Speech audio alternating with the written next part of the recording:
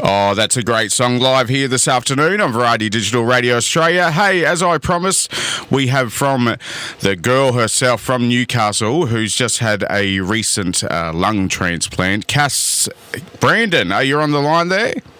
Yes, I am. How are you, Cass? I'm good, thank you. How are you? Very well. Now, what week are we in for the new lung transplant? So we're 9 weeks post. 9 weeks post, wow. And what I was going to ask, for the audience, if they haven't heard you before, I'm going to say, where have you been? Because you've been on my show a couple of times now. Where you got cystic fibrosis, and for people who don't really understand what cystic fibrosis is, it's an inherited disorder, isn't that right? Yes, it's a genetic lung disease, but it's not just lung. It actually affects every organ in your body. So it's a bit of a crap card. Wow, and what age? So you're born with it, aren't you?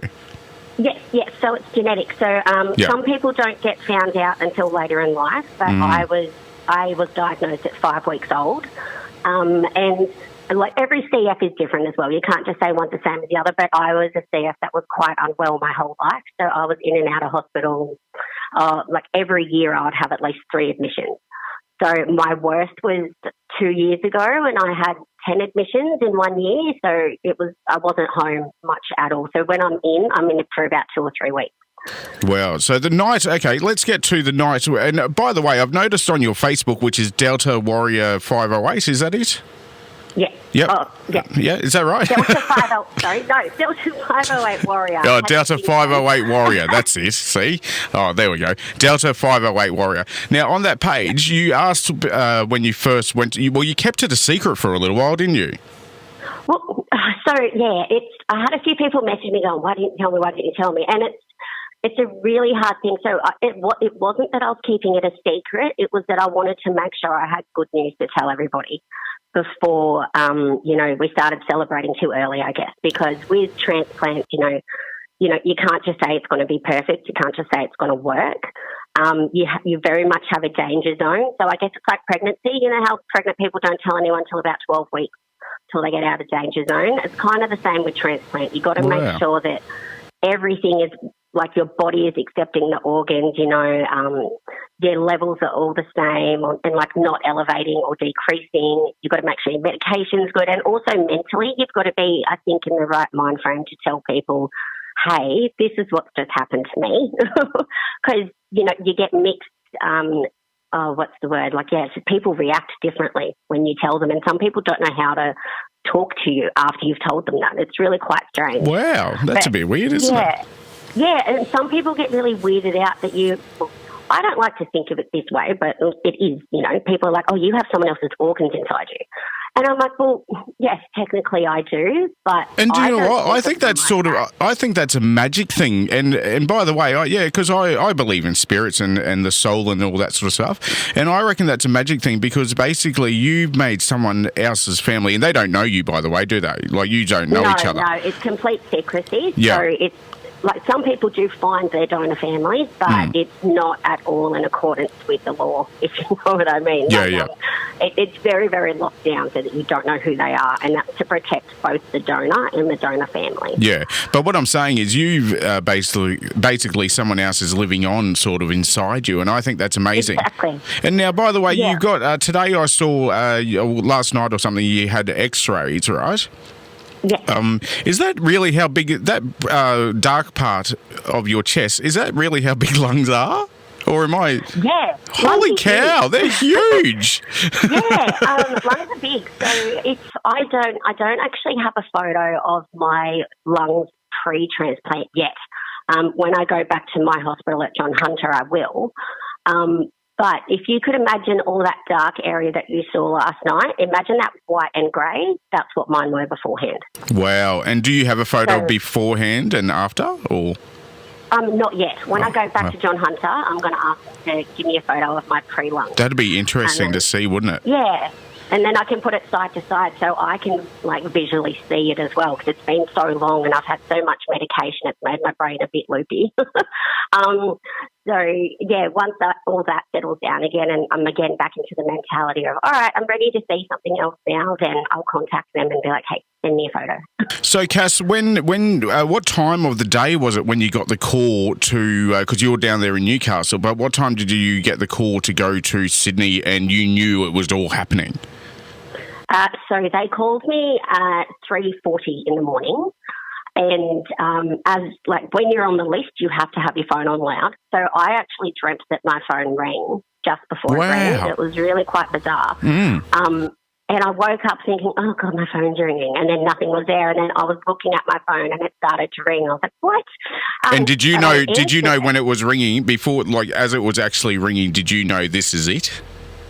No, not at all. I did see that it was a Sydney number and I went, maybe.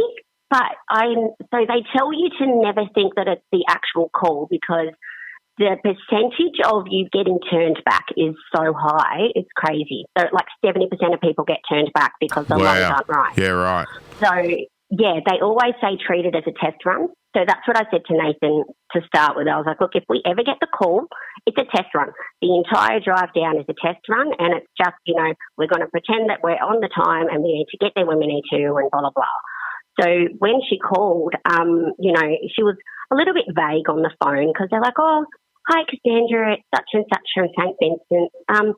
We do, she just started off saying, I just want to ask how you are. And I'm like, yeah, good. Why are you calling me at 3 o'clock in the morning to ask how I am? Yeah. And she's like, oh, that's good. Have you eaten? And I was like, oh, I'm on my overnight feeds, which is what I've been on for 8 years because I don't have an appetite.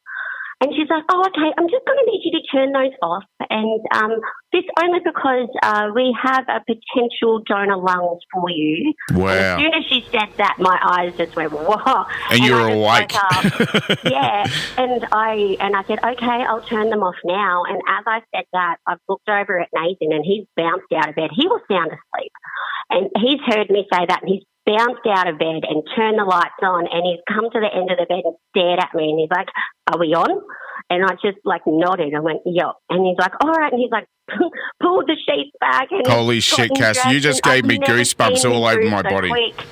You just gave me goosebumps. That's amazing because I can picture him standing there. I gave myself goosebumps. That's amazing. So did you have like a bag ready? Like say if you were having a baby, Yep. did you have a bag ready? Yeah, absolutely. I will absolutely say that being on the transplant list is like having a baby all the way through. You have your danger zone. You've got to have a to-go bag ready to go with all your stuff in it that you'll need in hospital.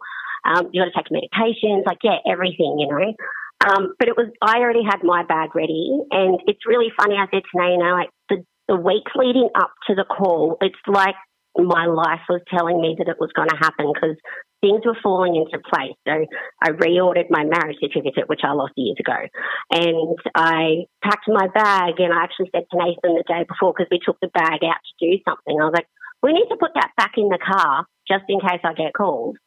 And the next morning I got called. So I was like, wow. Oh, there it is. Let's put it in. Do you know what? I was just thinking, Cass, the first ever interview what I did with you, because I'm listening to your voice through headphones, obviously, and the first ever interview I did with you, I can even tell the difference in the way you're talking, because I remember the first interview off the top of my head where sometimes you had a little bit of difficulty breathing whilst talking to me and stuff like that. I'd love to hear the first ever tape again because I can tell the difference. So for the... I actually heard myself in a recording before transplant and after transplant, and I do sound different. Yeah. Both in my croakiness and my squeakiness. Very different. I still have my huskiness, which is cool, but I think that's part of me. But, yeah, I definitely sound different, and I feel like my words are a little bit more clearer as well. It's weird. It's definitely weird. So I got a blokey bloke question, right? For all the blokey blokes who probably don't understand what we're talking about. Now, so we're talking to Cass from Newcastle. She's in Sydney right now, post-op, 9 weeks post-op, for getting brand spanking new lungs. Now, the blokey bloke question is it like a car when the spark plugs are gone and you put in new spark plugs and it's all running perfectly again? Is that how you're feeling? Well... Yeah, well, I've got another one. So my uncle, he's an aviation technician, and he's amazing. And he sent my mum a message while I was in ICU, knocked out. And she read it out to me when I woke up, and he said that I'm so glad that you got rid of your Takata airbags and replaced them with better ones. Great one. I like that one. And I was like, that's fantastic. I love that. That's clever, eh? That's clever. I was like, and that works because airbags and airbags. I'm like, that works. That's fantastic. So if that's blokey enough for you, I don't know if that helps. No, that definitely helps. So it's definitely feeling better. The only thing I would say is that pain sucks, absolutely sucks. But I haven't had your textbook recovery like you would.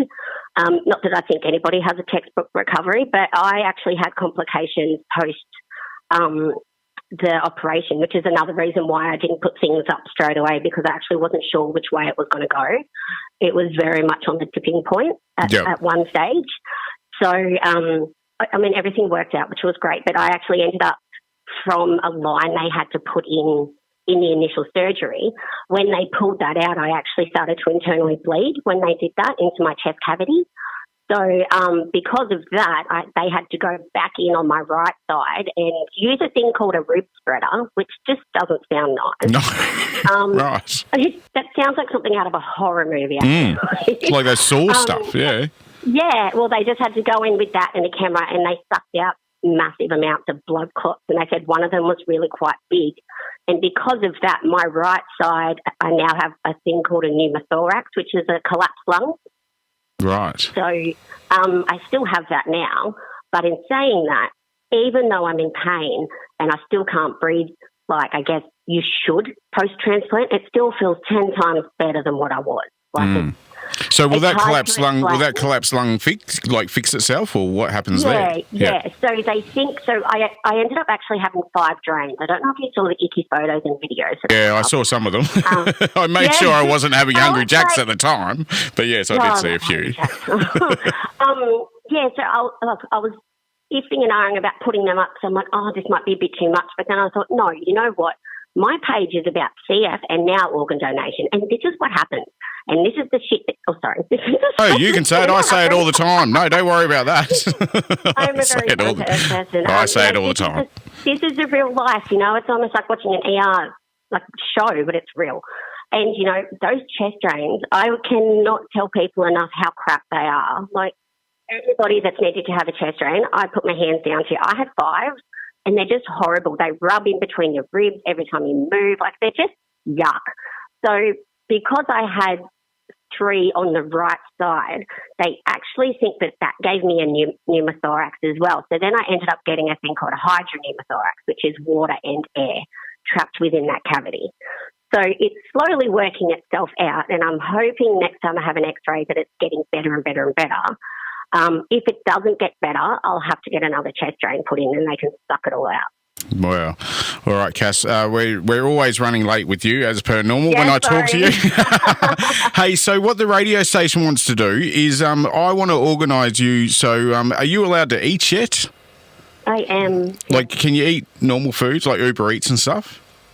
Well, no. Okay. So with transplant, it's, again, like pregnancy, you have to have like a pregnancy diet in a sense. So you can't have any bacteria, you can't have leftovers, it has to be fresh food. So you basically have to cook your own food. Okay, so what we're going to do though, but besides that, we're going to give you some Uber Eats vouchers, right? For your mum and stuff. For when they don't want to feel like cooking, they can have Uber Eats and eat it in front of you. I can see her cheering now. She'll be very happy. And also, what I also want to do is for you and Nathan, right?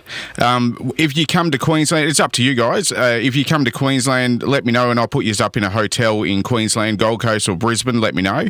But if you want a hotel in Sydney for a weekend getaway or something, you let me know and I'll organise it for you, all right? So that's my present to you after the lung transplant, because I think what you need to do is sit back, relax and enjoy the show now, you know what I mean? And look after yourself. Telling me to do, but I'm like, no, I have energy. Let's go do stuff. I don't want to sit anymore, but now Corona's out. I can't. Yeah, I know. So, and with that, and quickly with that, you have to be extra careful, don't you? Yeah, well, so there's a misconception, I think, with transplants that people have no immune system. That's not the case. We do have an immune system. It is very, very, very small, though. So, yes, I have to be super careful with corona, but I would have had to be careful with CF anyway, which I do still have as well. A lot of people think you lose CF with transplant. You don't. Yeah. It's still there. It's still in your DNA. Your body still has it. Your lungs just don't. Until one day they find a cure. Yeah, exactly, which they will. I'm so confident that they will. Like, it's going to happen. It has to. And by the way, you're part of that Newcastle Cystic Fibrosis Foundation. So if anybody wants to donate, just head to their Facebook page. You can find them, Newcastle Cystic Fibrosis Foundation, rather. And you can go contact them. And I'm sure there's a donate thing on that page. Is that right, Cass? I'm sure. Yes, I'm pretty sure Katrina Walker runs it. I'm pretty sure she put up a fundraiser on the page as well. There's one you can donate to the actual foundation, or we do multiple foundations for CF as well if you want to choose. Not choose, that sounds horrible, but there are different people that you can donate. Yeah, and that all helps to go to research and all that sort of stuff to make your lives a little bit easier. All right, Cass. And that's it. At the end of the day, research is what we need. Well, guess what? We've got to go to news very shortly, but you say hello to the... running late. Yeah, sorry. I know. It's all good. And you say hello to the hubby for us, and you let me know what you want, and I'll organise it for you. And say hello to your mum and your stepdad and all that, and not your stepdad, your father-in-law, rather. Father-in-law. And not stepdad. I don't know what I'm talking about there. But yeah, no, you got... you guys are legend. I will. And stay healthy, and I'm so proud of you, and enjoy the new lungs.